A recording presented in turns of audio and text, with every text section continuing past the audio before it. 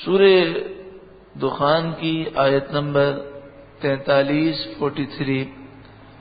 سورہ دخان کا تیسرا رکوع اور 25ویں پارے کا 16واں رکوع۔ اس رکوع کی ابتدا جہنم کی ہولناکیوں سے ہے۔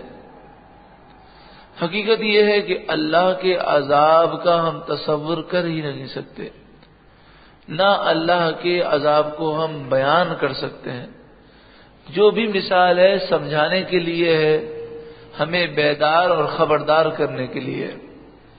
جہنم کی ان ہولناکیوں کا اندازہ ہم کیا کر سکتے ہیں کہ جس جہنم کو سوئی کی نوک کے برابر کھول دیا جائے تو ساری دنیا پگھل جائے، سارے لوگ ہلاک ہو جائیں، پہاڑ پگھل جائیں، تو بتائیے سوئی کی نوک کے برابر اس کی ہوا کھول دی جائے تو یہ عالم ہو، تو جو بد نصیب جہنم میں جائے گا اس کا کیا ہوگا؟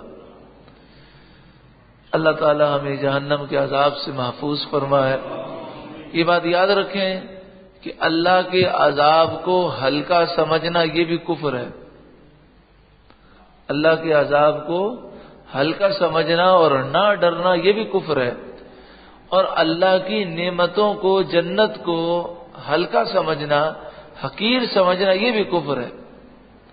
تو جنت کے بارے میں عقیدہ کیا ہونا چاہیے کہ جنت کی نعمتیں ہماری عقلوں سے بھی ماوراء ہیں۔ جو بھی مثال ہے وہ صرف سمجھانے کے لیے۔ ان شجرۃ الزقوم، بے شک زقوم کا درخت، تھوہر کا درخت، کانٹے دار زہریلا درخت، طعام الاسیم، اسیم کے معنی گنہگار، گنہگار کا کھانا ہے۔ جہنم میں گنہگار کو کھانے کے لیے یہ کانٹے دار درخت دیا جائے گا۔ کالمہل، گلے ہوئے پگھلے ہوئے تانبے کی طرح ہوگا۔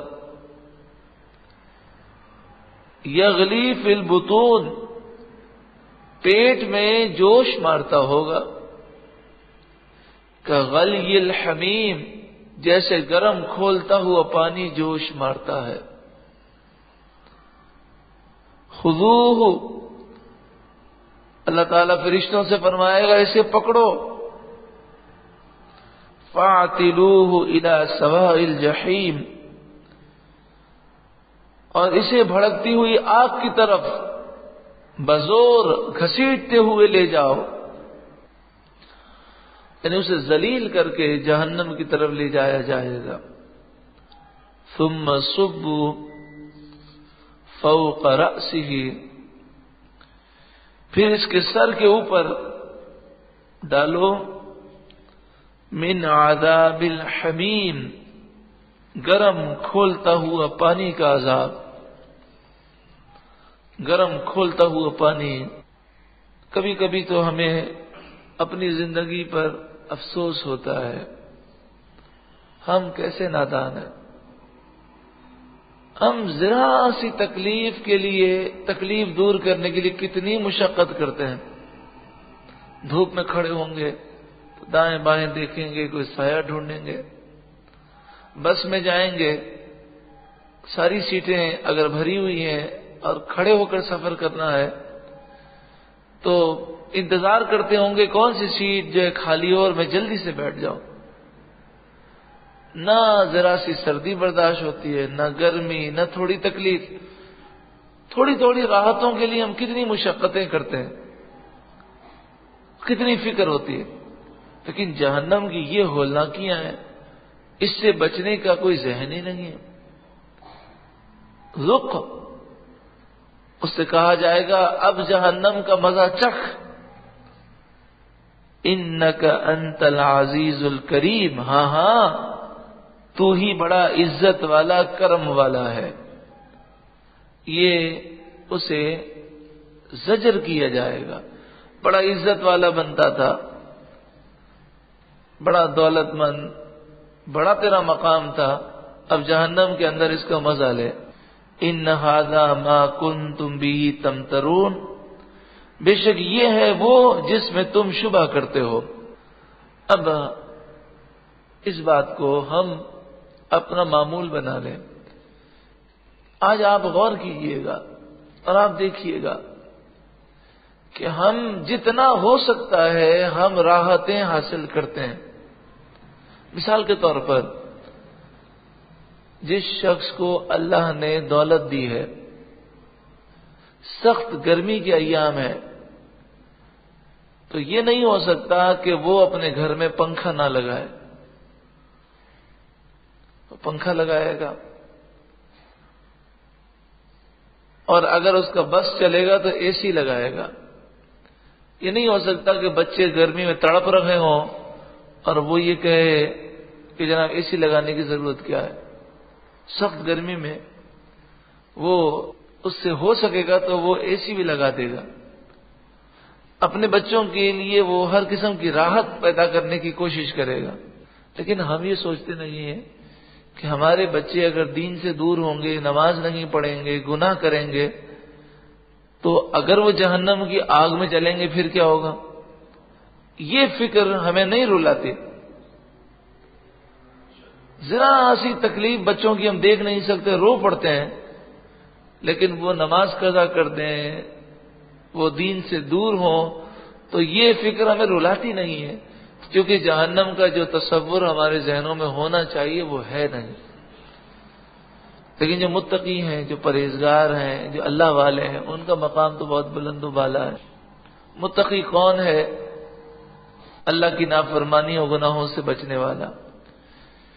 ان المتقین فی مقام امین، بے شک متقی امن کی جگہ میں ہوں گے.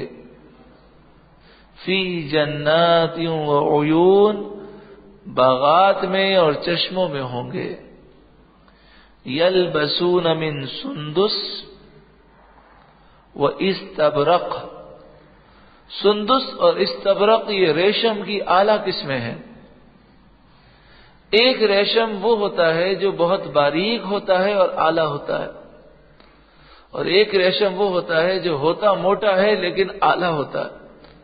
تو ان دونوں اعلیٰ قسموں کا ذکر کیا گیا کہ وہ ریشم پہنیں گے، متقابلین، آمنے سامنے بیٹھے ہوں گے. اب جنتی ریشم اور جنتی لباس کتنا خوبصورت ہوگا اس کا میں اور آپ اندازہ تو نہیں لگا سکتے. لیکن ہم اتنا سوچیں کہ اچھا لباس پہننے کا ہم سب کا دل چاہتا ہے، اور اگر بہت اچھا لباس ہو تو ہم بڑی خوشی محسوس کرتے ہیں، فخر بھی کرتے ہیں. اگر ہمارے بچے اچھا لباس پہنے تو ہمیں کتنی خوشی ہوتی ہے.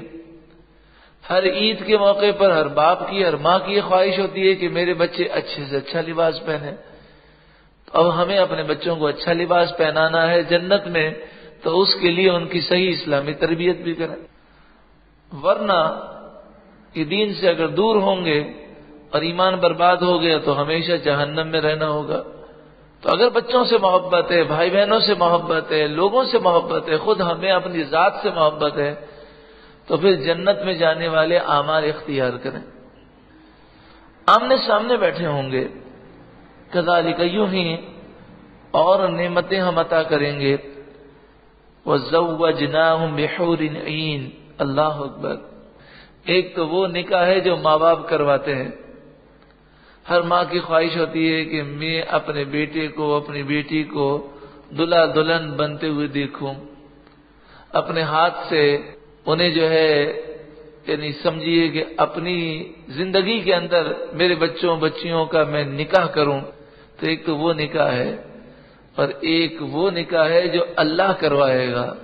وَزَوَّجْنَاهُمْ، اور ہم ان کا نکاح کروائیں گے. بِحُورٍ عِین. اب بتائیے کہ جب ماں باپ اپنی اولاد کا نکاح کرنے کے لیے نکلتے ہیں تو کوشش یہی ہوتی ہے اچھے سے اچھا ہو. تو جب رب اپنے نیک بندوں کا نکاح کروائے گا تو کتنی اچھی عورتوں سے نکاح فرمائے گا. بحور عین، روشن بڑی آنکھوں والیوں سے، کہ جو دنیاوی عورتوں میں عیب پائے جاتے ہیں وہ ان عیبوں سے پاک ہوں گی. کوئی کتنا بھی خوبصورت ہو اس کے پسینے میں بو آتی ہے، اس کے تھوک سے گھن آتی ہے، اس کے جسم سے ایسی چیزیں نکلتی ہیں جس سے ہر کوئی گھن کرتا ہے، مگر حور عین کو اللہ تعالی نے وہ حسن دیا کہ وہ اگر تھوک دے ساتوں سمندر میں تو وہ میٹھا ہو جائے۔ یہ سب رب کی عنایتیں ہیں۔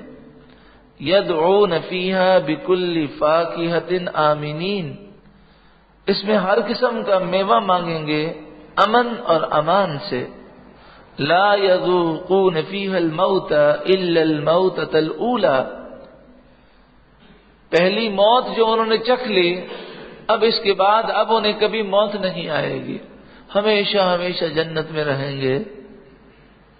اور یہ بھی بہت بڑی نعمت ہے، یعنی کوئی نعمت آپ کو مل جائے، مثلا کسی کو عہدہ ملے اور دنیا کے اندر کہا جائے کہ جناب آپ کو وزیر اعظم بنایا جاتا ہے، عبوری وزیر اعظم 3 مہینے کے لیے، تو اسے خوشی تو ہوگی لیکن ایک غم بھی ہوگا کہ 3 مہینے کے بعد میرا عہدہ چلا جائے گا۔